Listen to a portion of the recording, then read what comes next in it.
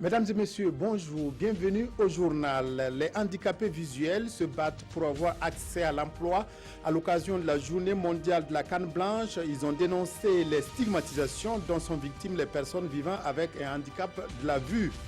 Production à hausse pour la patate douce au Burkina, à Diabo dans le Gourma. Les producteurs attendent pour la présente campagne près de 3000 tonnes de patates en dépit de quelques difficultés. Mais tout d'abord, 4 morts et 1 blessé, c'est le bilan des affrontements qui ont eu lieu hier à Kerboulé dans le Soum. Affrontements entre des bandits venus du Mali et les Kogoloweogo. Le calme est revenu dans la localité où les forces de sécurité ont été déployées pour rétablir l'ordre et restaurer la quiétude des populations. 3 projets de loi examinés et adoptés par l'Assemblée nationale hier en plénière. Il s'agit du projet de loi portant à ratification de la Convention sur la réduction des cas d'apatrides, du projet de loi relatif à la ratification de la Charte de l'Organisation de la coopération islamique et enfin le dernier projet porte autorisation de ratification de la Convention sur les biens culturels volés ou illicitement exportés. Nongbakouda Ismaël Duloma Sirima. Le projet de loi portant ratification de la Convention de réduction des cas d'apatridie a été adopté à l'unanimité. Selon le ministre Bagoro, cette loi vise à renforcer le cadre juridique de protection des droits humains. Ça veut dire qu'à partir du moment où nous allons ratifier cette convention, le Burkina devrait s'engager à prendre toutes les mesures pour faire en sorte que une personne qui se retrouve sur son sol et qui ne peut se prévaloir d'aucune nationalité soit reconnue comme burkinabé. Avec 95 voix pour et 3 abstentions, le projet de loi portant autorisation de ratification de la Charte de l'Organisation de coopération islamique a été adopté. Cette adoption devrait permettre au Burkina de s'appuyer sur l'apport financier et technique de l'organisation. Il se tient en ce moment une réunion ministérielle de l'OCI en Ouzbékistan et où doivent être discutés des projets de développement pour le Burkina dans divers domaines, le domaine du chemin de fer, des routes et dans le domaine de l'eau. Les députés se sont également penchés sur les questions de protection des biens culturels. Les 98 votants du jour ont ratifié la Convention d'Uni Droit signée à Rome dans le but de traquer les biens culturels volés ou illicitement exportés. La journée mondiale de la canne blanche a été commémorée hier autour du thème pour une société inclusive œuvrant pour l'employabilité des personnes handicapées de la vue.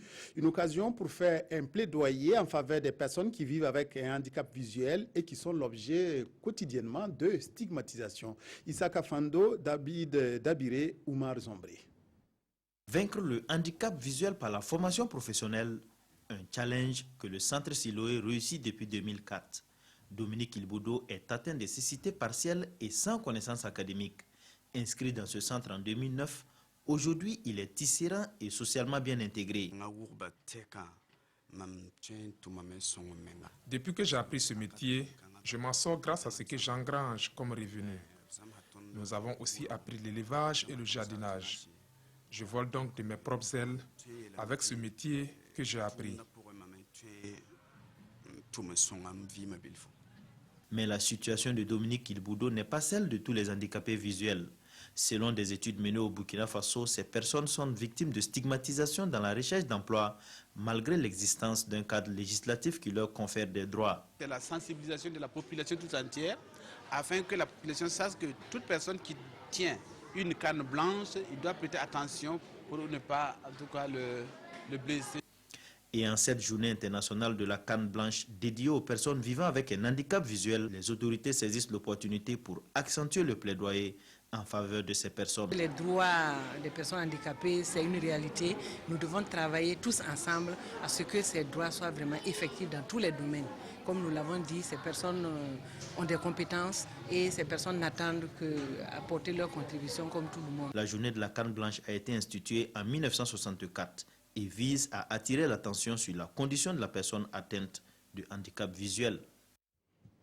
Et en parlant de droit, les ex-travailleurs de la Société des mines de Belaourou Inata, si vous voulez, sont montés ce matin au créneau. Ils dénoncent le refus de la société de respecter les décisions de justice qui lui somment de payer leurs droits. La conférence de presse a permis de savoir que 70 kilos d'or ont été saisis par leur conseil pour servir à payer leurs droits. Ambiance avec Amadou Ilboudo et Nyarkiteda. C'est une conférence de presse pour dénoncer le refus de la SMB, la société des mines de Belaouro. Selon les délégués des ex-travailleurs licenciés en décembre 2014, la société manque de bonne foi pour s'exécuter dans le rétablissement de leurs droits ordonnés par la justice.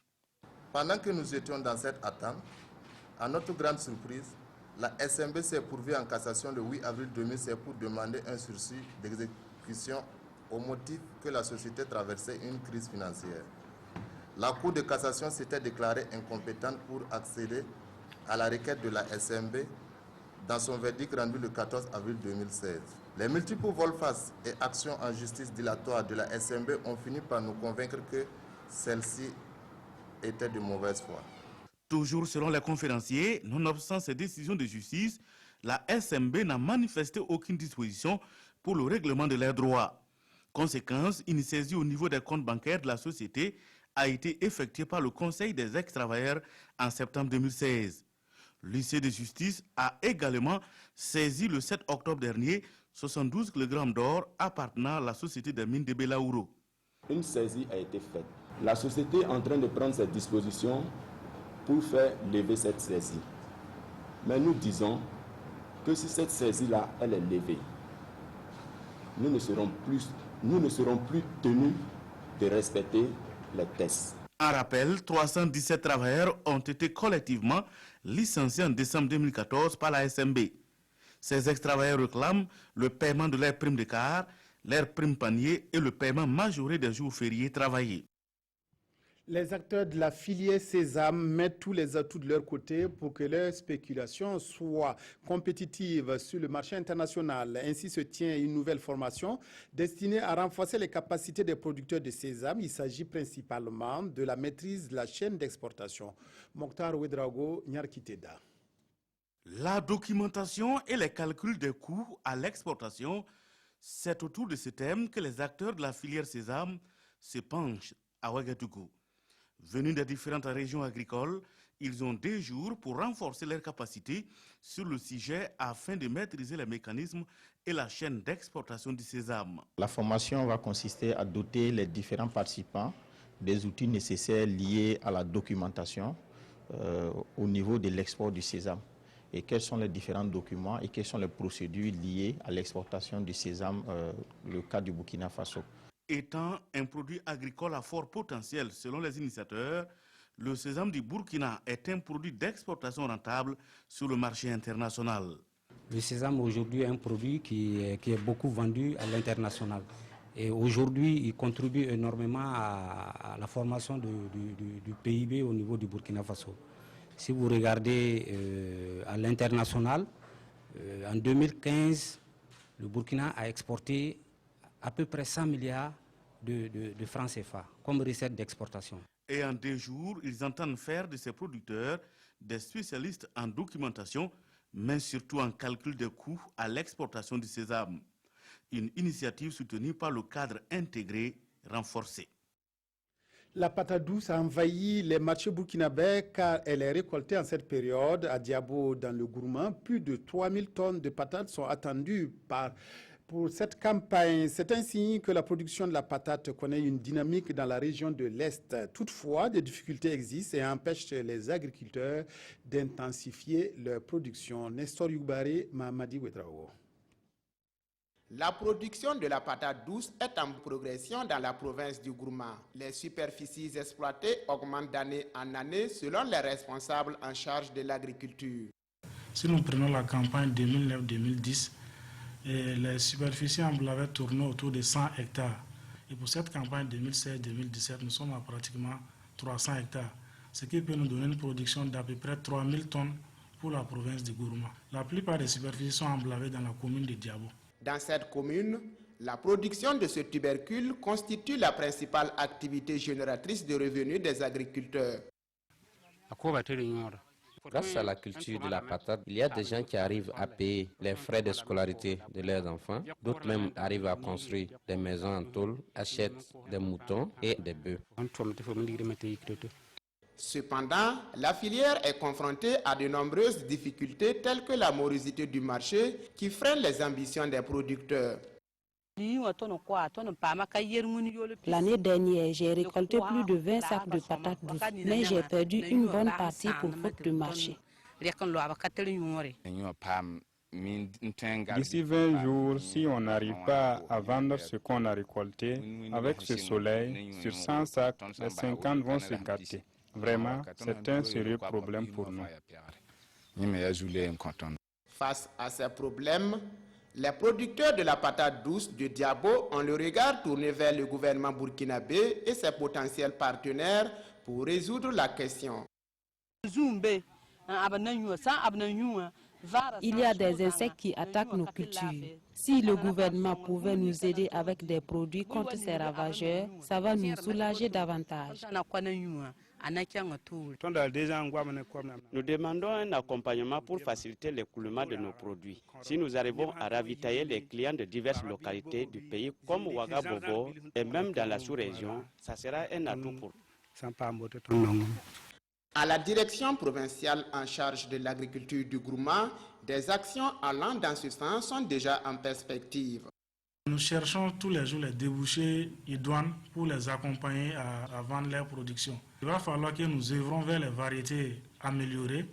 Nous avons des transformatrices qui demandent ces variétés pour transformer et mettre sur le marché. Donc on va tout faire pour mettre ces semences, ces boutures à leur disposition pour pouvoir produire et puis enlever ces productions-là pour eux. Une meilleure valorisation de la filière patate douce devrait donc encourager davantage la consommation des produits locaux et contribuer ainsi à la lutte contre la pauvreté dans cette partie du Burkina.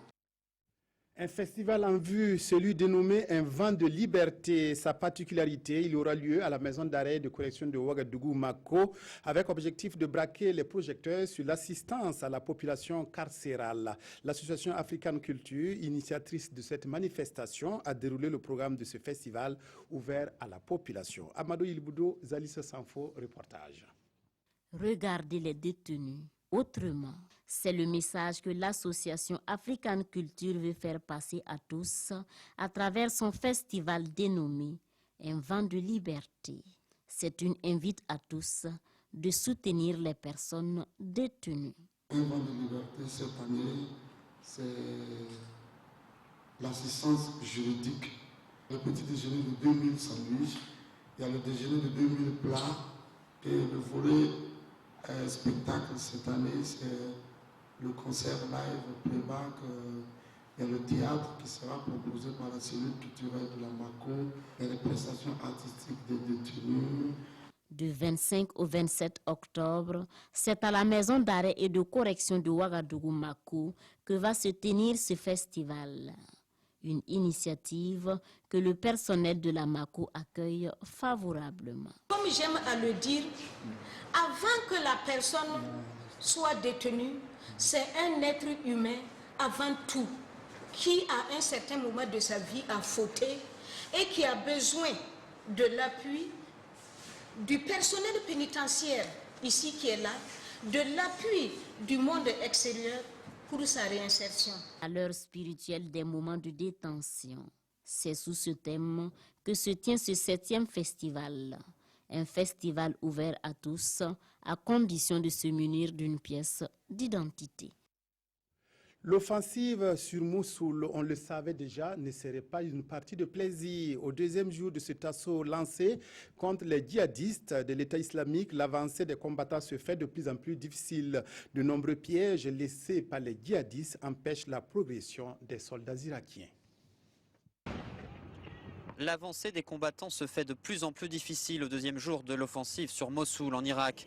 Les Kurdes arrivent par l'Est. Leur objectif n'est plus qu'à une vingtaine de kilomètres. La progression est difficile en raison des nombreux pièges laissés par les djihadistes. Plus de 25 000 soldats sont mobilisés pour cette opération qui pourrait durer des semaines, voire des mois. Des habitants des périphéries les plus proches de la ligne de front ont commencé à gagner le centre-ville. Les djihadistes les empêchent de quitter la ville. La rapidité devrait être l'élément clé de cette opération, affirme ce leader kurde.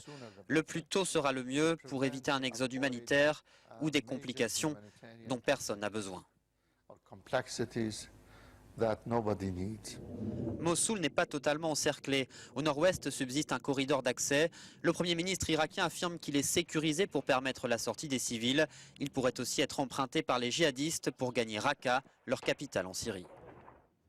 Sport football, les étalons connaîtront aujourd'hui leurs adversaires en match de poule de la CAN 2017 au Gabon. Le tirage au sort est prévu cet après-midi à Libreville, la capitale gabonaise.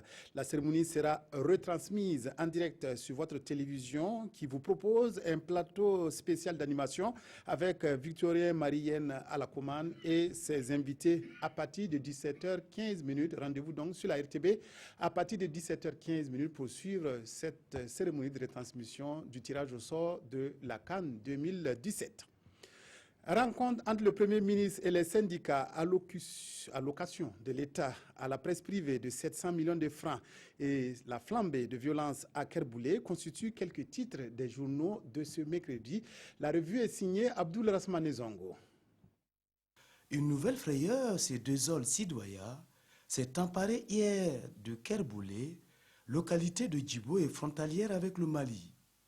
Des individus non encore démasqués, commente le journal étatique, ont livré un concert de tirs nourris pendant des heures avant de s'évaporer dans la nature. Sur le problème de la sécurité, l'Express du Faso se fait l'écho d'une certaine opinion. Est-ce le civil Simon Compaoré la cause des attaques terroristes? Passons à une nouvelle plus gaie. L'État offre du gombo frais, comme dirait quelqu'un, aux médias privés. Initiative dont se réjouissent les principaux bénéficiaires, tels aujourd'hui au Faso, sous le titre de « L'État alloue un fonds de 700 millions de francs CFA pour consolider et structurer le développement de la presse privée. Cet appui financier d'ordre annuel, poursuit notre confrère d'aujourd'hui au Faso, est une nouveauté émanant du fonds d'appui à la presse privée créé en décembre 2015 et dont les activités sont officiellement lancées ce 18 octobre. Ce fonds vient consolider l'existant, connu sous l'appellation de subvention qui, elle, passe de 250 millions de francs CFA en 2015 à 400 millions de nos francs cette année 2016. Dans la même veine du nerf de la guerre, nous parlons de revendications tous azimuts au Burkina, confie les éditions Le Pays. Le Premier ministre en appelle à la responsabilité des syndicats. Paul Kabacheba renchérit dans le quotidien Notre Temps et demande aux syndicats de descendre du ciel car, je cite, « certaines revendications dépassent les compétences de l'État ». Fin de cette édition. Merci à toutes et à tous de votre aimable attention.